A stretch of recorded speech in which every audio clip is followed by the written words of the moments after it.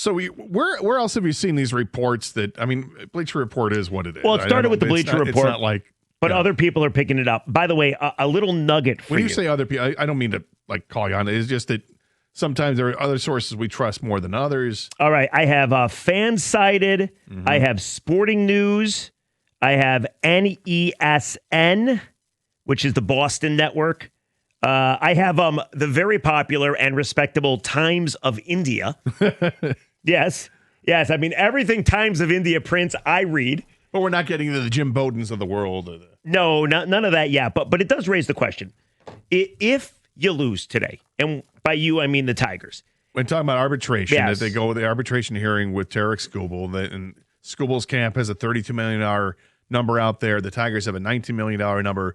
Arbitration will rule one way or the other, either 32 or 19. And if the Tigers lose, that means Skubal gets $32 million for the upcoming season. And we're led to believe by multiple reports that it might hamper them as far as current to future free agents. And then we've seen stuff from guys like Rosenthal that maybe they would have to trade Tarik Skubal if they lose. Now that there's a trade rumor out there for a guy like Sasaki, who's 25 years old and under team control for the next 6 years, would you think about trading your ace after you've already figured out he's going to be on this team? Like, would you be for trading Tarik Skubal if the Tigers lose? Because maybe that's what happens. I mean, they probably should have done it already. I also wonder about leverage. If you lose, do you have less leverage, meaning you won't get as much as if you did it earlier, like at the winter meetings? But would you be open to now trading Tarik Skubal if you lose this thing? And I think a lot of people are predicting the Tigers to lose. Yeah, I would predict they lose as well. I'm open to anything. A couple months ago, I was so done with the situation. I'm like, I would probably trade him in the offseason, was where my head is. And I'm still there. I'm open to absolutely open to trading him. My concern is Sasaki as a fit, because it's a Japanese pitcher who has spent very little time here in the United States. Came over last year, pitched at AAA Oklahoma City, and by the way, did not pitch well. Only pitched in 20 innings, but didn't pitch well there. Well, he doesn't have a track record. No, he doesn't have a track record in the major leagues. But you mentioned what he did in the postseason was really good, and it was awesome. The other thing is, I'm intrigued by the 6 years of control, because can you bring in some other Japanese players if necessary to make them feel more comfortable? It's got Scott Harris written all over it too. This guy in the Japanese league was outstanding, but you're not pitching anywhere near as much as you are here in the major leagues. He threw 129 innings in 2022, threw 91 in 2023, and threw 111 in 2024. So ramping it up-ish, I guess. You know, what do you expect to see out of him this year if he pitches the whole season? Is he somebody's on schedule to go with, hey, full bore, you can go up to 200? Or is it you're on a pitch count limited, you're going to limit it to 150 innings? But look, it's a move for the future. If you're going to trade Skubal, it's obviously a move for the future. Well, it means you're probably worse for right now. You're definitely worse this year. There's no question. If you trade Skubal, you're going to be worse, considering what he means to this team. But in the long term, you might be better. A lot of people already say the track record and the schedule for Scott Harris is for years to come anyway. So if you made a deal like this, you don't have to deal with the headache, which is Skubal, which, by the way, is not going away because he's going to be asked about this every time he pitches if he stays.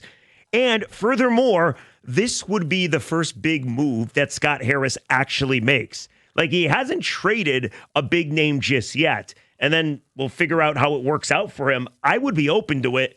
I just don't know what the hell's going to go on. Like, it's getting weirder and weirder as we grow closer to the hearing. In fairness, this is the only big name the Tigers have. That's true. So that's true.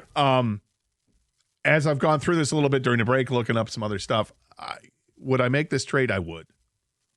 I would, just to get, and partially what the guy said before, he just wants to get rid of the drama. I'm tired of the drama already. Yeah. And if the Tigers know that they can't sign him, which it seems like they won't, then you got to get something for him rather than lose him for nothing. A compensatory pick doesn't do anything for me. Making a run at the World Series, of course you want to do that. I don't think the Tigers have done enough in the offseason that shows that they're committed to making that run. They're relying on guys that they had last year that started to take big steps back in the second half of the season. So I'm not convinced of that. So, yeah, if this trade is presented to me right now, I would do it. So I'm looking at this text. It says, "Good afternoon. The Tigers cannot trade Skubal for one quality major leaguer and some prospects. Lottery tickets. That would be ridiculous, but sounds like it fits the Tigers' ownership timeframe, Chuck B." Well, I think we are at a point where this is kind of what Skubal's worth. He's a rental. That's what he is. Despite being awesome, 2-time Cy Young winner, he is a rental. So you're not going to get as much as you would have if you traded him 2 years ago or even last year, and you could not trade him last year because you were really good. So this is pretty much what it is. You got to make the decision. Do you keep him, roll with him, hope for the best, win a World Series maybe, or do you deal him while you still can and you get a guy that will be under team control, in this example, for the next 6 years? We had asked people earlier if you're rooting for the Tigers, you're rooting for Skubal's camp when it comes to the arbitration hearing. I got some response to that. I'm rooting for Skubal. The Tigers did nothing to chase a pennant. Keeping Skubal would be a terrible mistake. Why pay him now? They have proven that they're not trying to win at all.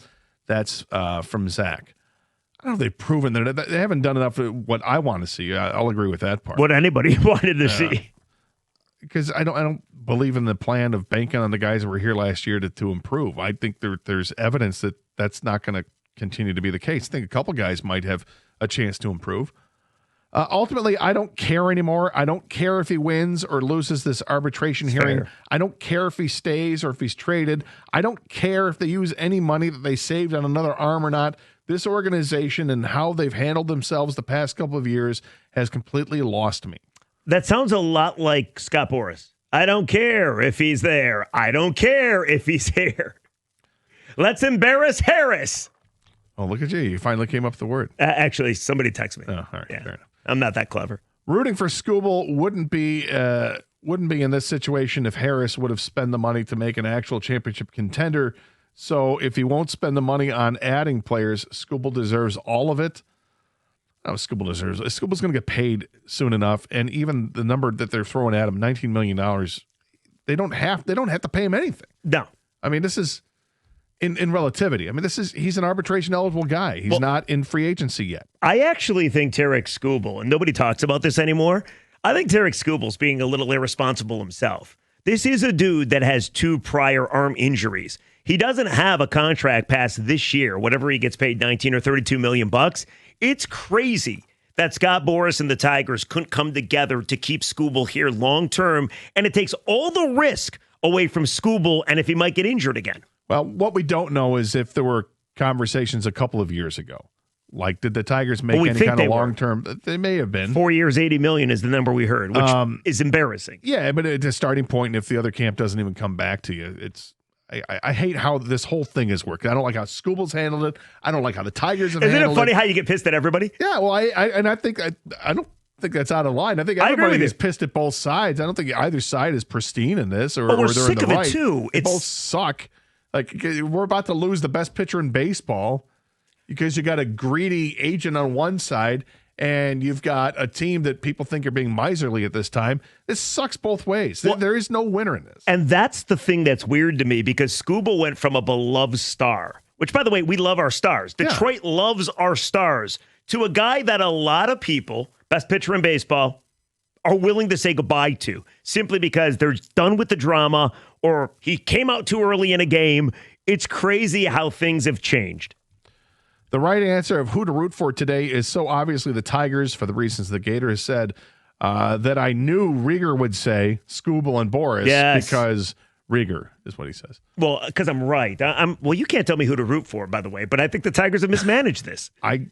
I agree with that. So, I think they mismanaged this, and I think Boras has overplayed his hand too. And I think Skubal deserves the damn money. He is the lone reason you've been in the postseason the last 2 years. Here's why I think Boras has done a bad job of this, because he's making Skubal out to be the bad guy. Because Skubal, that's fair. But Skubal knew there was a chance of that. Yeah, I don't think Skubal cares as much. No. I mean, he said that publicly. I think the Tigers win the arbitration case today, not because he didn't deserve it, only because he made $10 million last year. Arbitrators are not going to give 3 times year to year. That's Chicken Little Tiger fan. We'll see. Shohei Ohtani went from $5 million with the Angels to like $30 million. So what percentage of a raise is that? Well, it's different for position players. I get it. And then he's a unicorn. I don't think you can. that's not fair to compare him with Okay, anybody. but then do Juan Soto. You could do Juan Soto. And Juan I can Soto got a understand. massive raise as well. But that's a guy who plays 162 games, not somebody who pitches every 5 days. But Skubal has a higher WAR than Juan Soto does. Understand, but I'm just saying these are things I don't know if the arbitrators care about. Again, they're not baseball people. Yeah, but they still know. They're still going to look They're going to listen look, to but what they may is not said. understand all of analytics and sabermetrics and not care about any of that stuff. They'll just, they're going to rule by law, which is interesting. And that might be the only thing that saves the Tigers in this whole thing, because I agree it skews more in favor of Skubal with the arguments, in my mind. We'll see what happens. Can we take some calls? I'm curious, 248-539-9797. What would be the one thing you would say for the Tiger side of thing to bash Skubal to win this case? Like, what would fans say other than he came out early in Game 5? Well, I think we know what the fans would say. I don't know if the Tigers aren't going to do that. I can't imagine that's their plan of action. You don't think they're going to argue on behalf of them and against Skubal? Of course they are, but I'm saying I don't think they're going to throw hey, he came out of the sixth inning. Oh, I don't either. I mean, that would be ridiculous. Yeah, well, that's what I'm saying. Anyway, 248-539-9797. This is 97.1.